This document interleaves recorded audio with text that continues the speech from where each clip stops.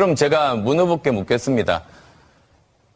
카이스트 교수가 서울대 교수로 이직한 것이 특혜입니까? 아니면 권력 실세에 있는 아버지를 두고 있는 아들이 5급 직원으로 채용된 게 특혜입니까? 그런데 이 문제를 풀기 위해서는 저는 제안합니다. 국회에서 이 문제 해결해야 됩니다. 교문이 열고 환노위 열어서 모두 다 투명하게 저는 검증받는 것이 옳다고 봅니다. 이 자리에서 내일 그 두 위원회 상임위 열자고 약속해 주시겠습니까?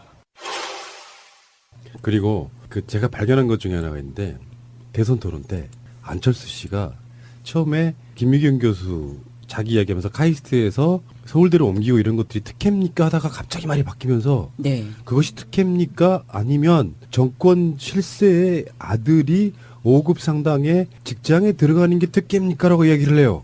근데 그 말하는 장면과 목소리를 들어보면 실제로 저는 그 느낌 보면서 안철수 씨는 알고 있었다는 제 느낌적으로 느끼더라고요. 무슨 말이냐면 그러니까 뭐 이건 그냥 의혹 제기예요. 안철수 씨 죄송합니다. 저작된 사실임을 알고 있을 때는 그것을 부각시키지 못하고 살짝 끼워 넣는 방식으로. 근데 그 대선 토론을 보면 그 이야기를 물어보자마자 화제를 바꾸면서 이거를 국회 상임위원회에서 다루자고 이야기해요. 그러니까 이것이 특혜입니까? 이것이 특혜입니까? 라고 물으면 문재인 후보의 답을 들어야 되잖아요.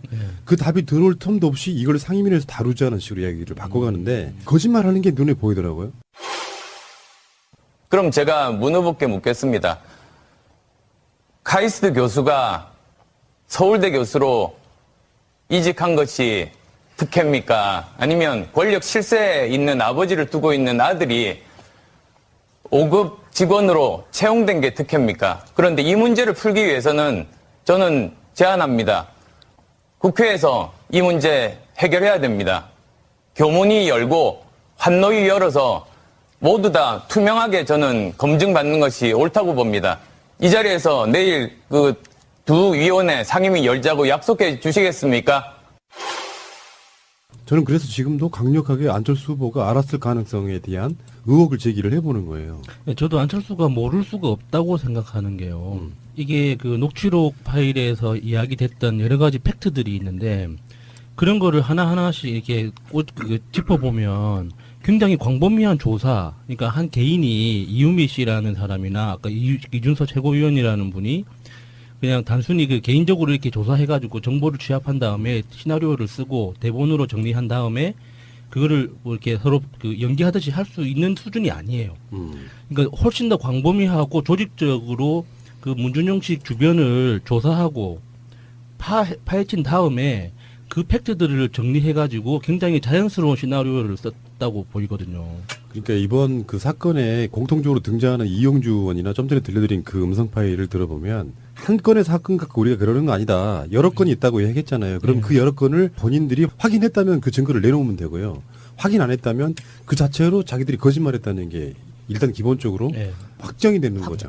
그리고 제가 개인적으로 그 이준서 최고위원을 개인적으로 아는 사이거든요. 제가 그 예전에 이분하고 같이 이제 사회적 기업 창업을 해가지고 같이 일을 한 적이 있었는데 이분이 굉장히 예민한 사람이에요.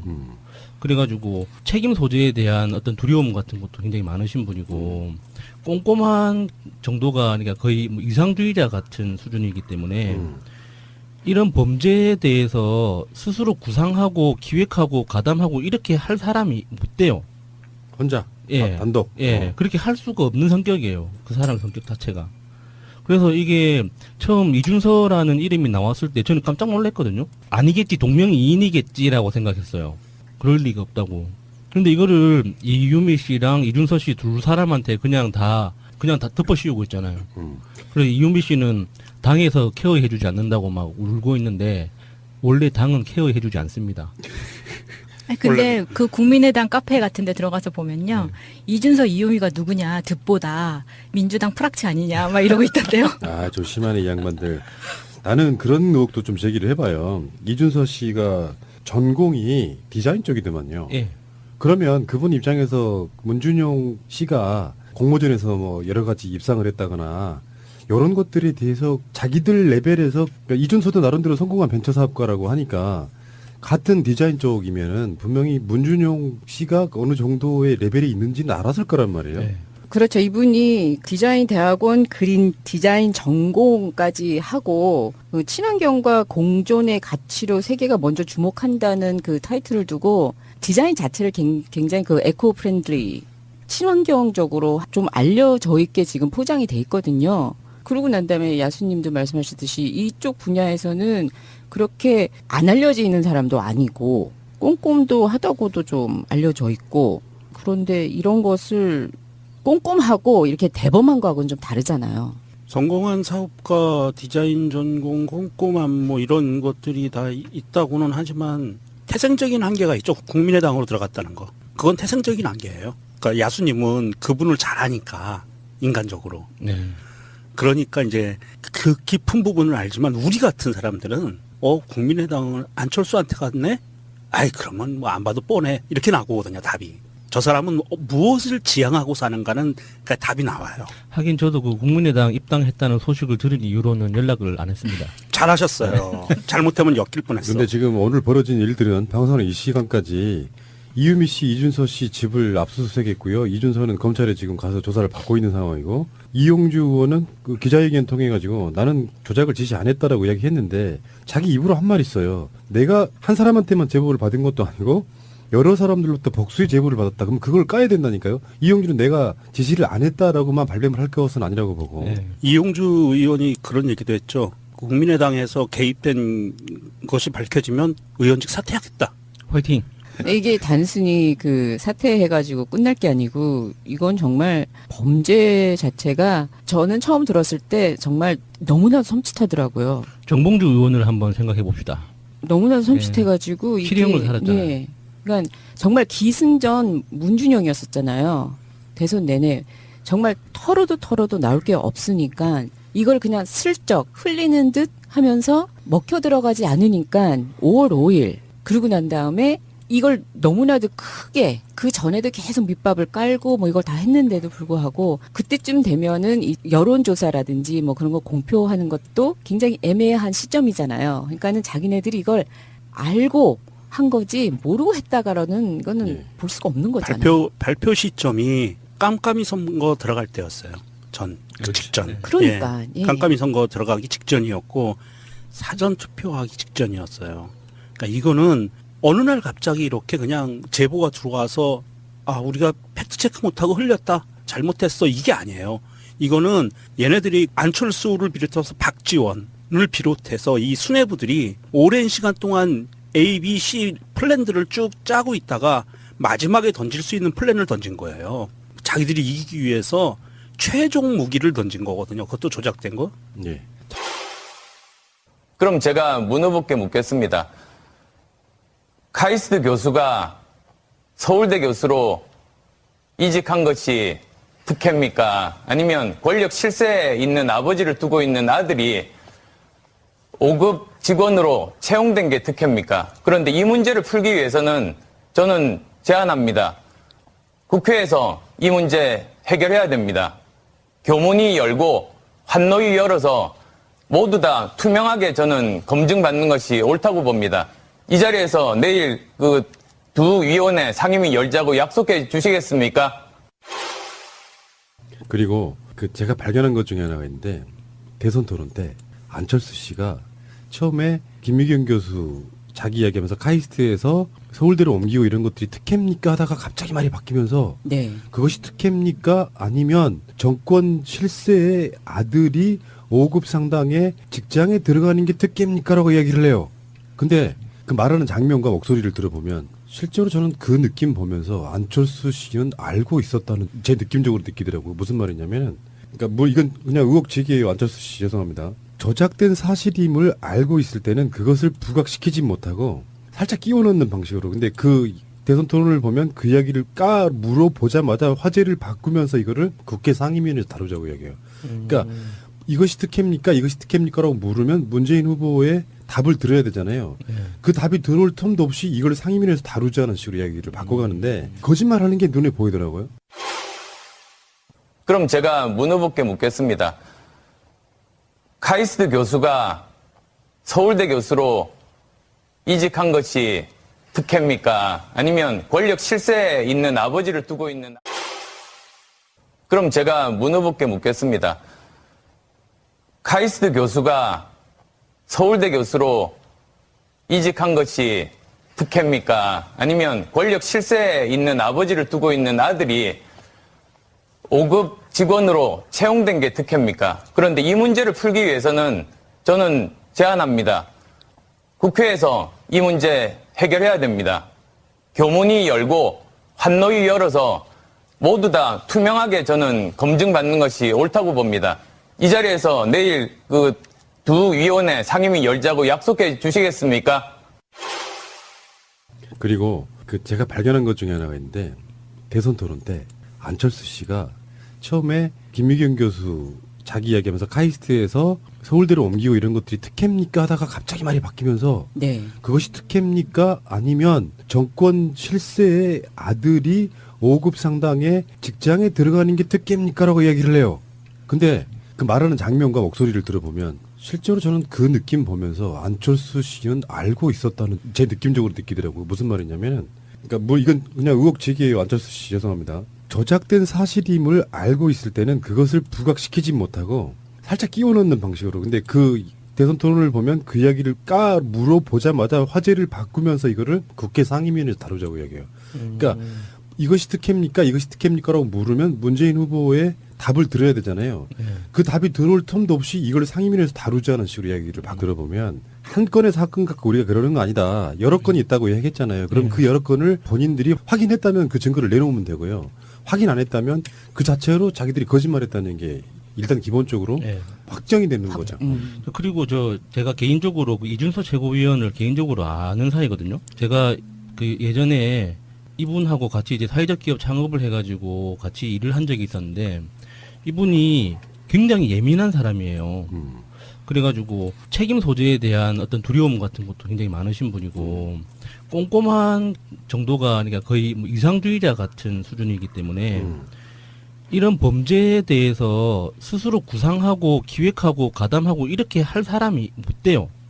혼자 예. 단독. 그렇게 할 수가 없는 성격이에요. 그 사람 성격 자체가. 그래서 이게 처음 이준서라는 이름이 나왔을 때 저는 깜짝 놀랐거든요. 아니겠지, 동명이인이겠지라고 생각했어요. 그럴 리가 없다고. 그런데 이거를 이유미 씨랑 이준서 씨 두 사람한테 그냥 다 덮어씌우고 있잖아요. 그래서 이유미 씨는 당에서 케어해주지 않는다고 막 울고 있는데 원래 당은 케어해주지 않습니다. 아니, 근데 그 국민의당 카페 같은 데 들어가서 보면요.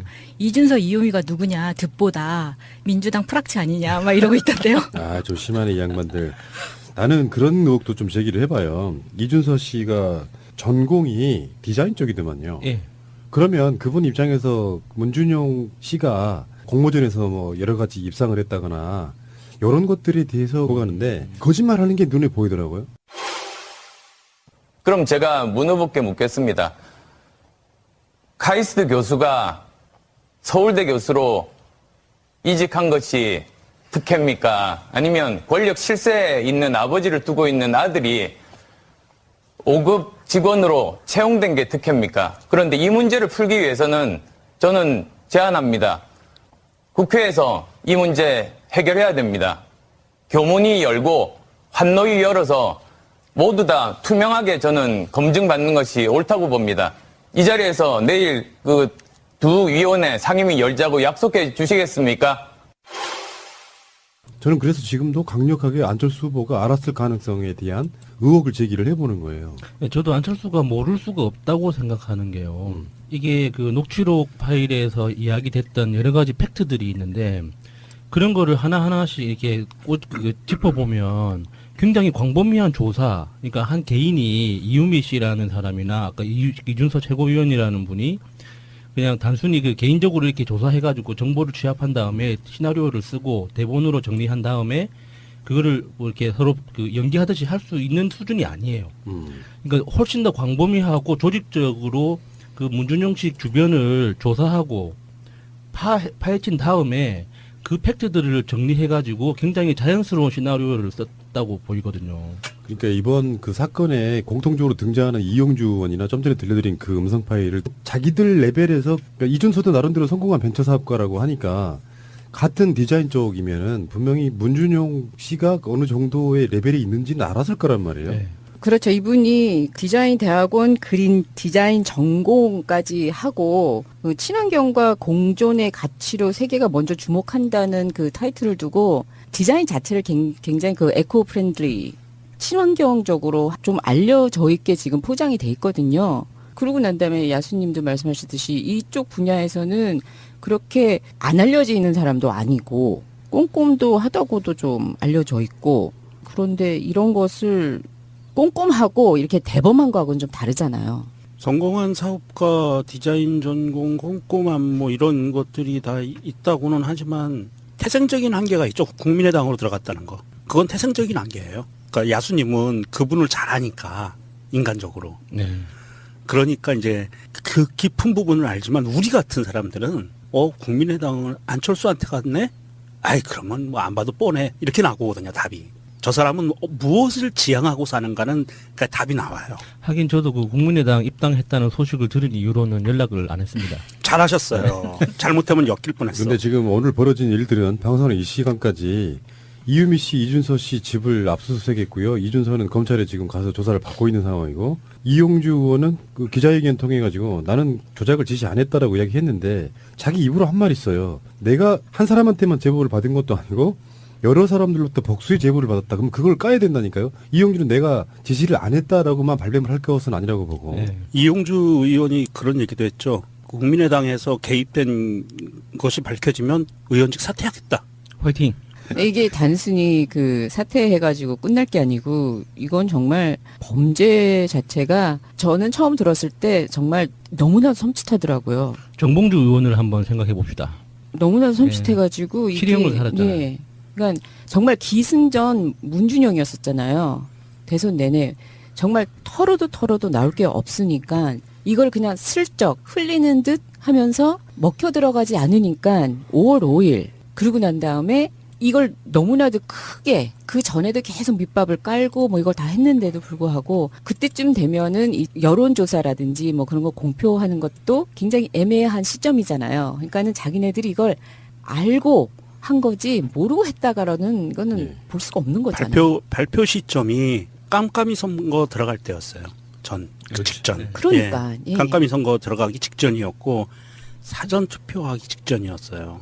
그러니까 이거는 어느 날 갑자기 이렇게 그냥 제보가 들어와서 우리가 팩트 체크 못하고 흘렸다. 잘못했어. 이게 아니에요. 이거는 얘네들이 안철수를 비롯해서 박지원을 비롯해서 이 수뇌부들이 오랜 시간 동안 A, B, C 플랜들을 쭉 짜고 있다가 마지막에 던질 수 있는 플랜을 던진 거예요.